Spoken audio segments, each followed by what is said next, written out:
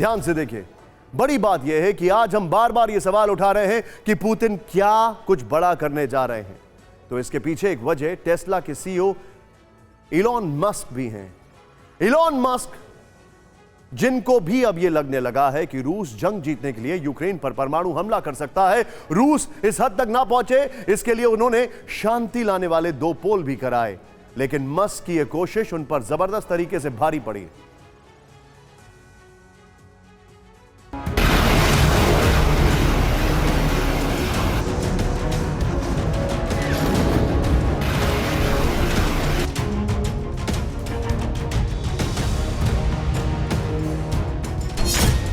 क्या रूस war scene बदलने जा रहा है? क्या रूस यूक्रेन से जंग जीतने के लिए न्यूक्लियर बटन दबा देगा? एलन मस्क ने जो चिंता जताई, क्या आपने भी उसके बारे में सुना?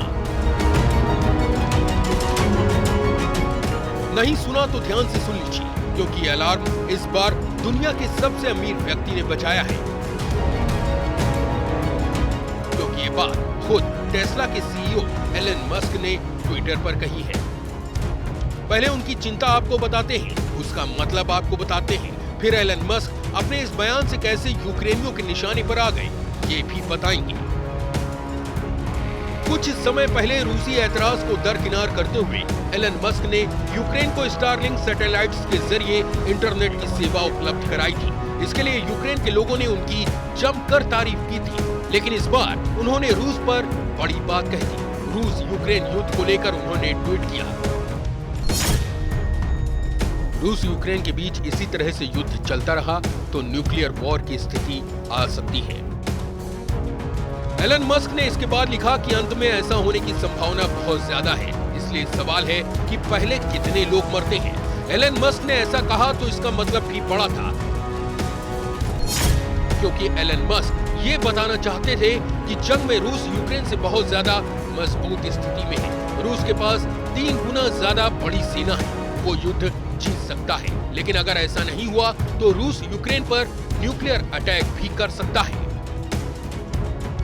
एलन मस्क ने इसके ठीक बाद ट्विटर पर 2 पोल कराए, जिसमें उन्होंने यूक्रेन रूस युद्ध में शांति मुहैया कराने की बात कही, लेकिन उनके इस ट्वीट पर यूक्रेन की ओर से आधिकारिक तौर पर सीरियस रिएक्शन दिए गए।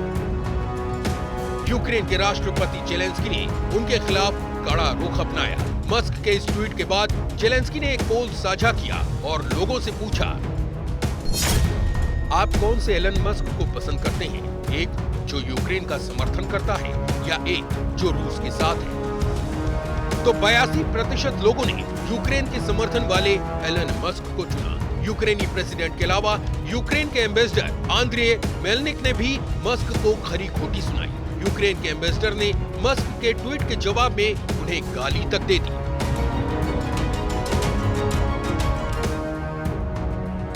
वो कहते हैं ना, मीठा मीठा गप गप, कड़वा कड़वा थू थू, वही हाल है जेलेंस्की का। जब स्टारलिंक की सैटेलाइट चाहिए थी तो एलन मस्क भगवान थे, और अगर सर्वे करके उन्होंने एक न्यूट्रल स्टैंड लिया तो एलन मस्क विलेन हो गए। जेलेंस्की को अपने बारे में सोचना पड़ेगा।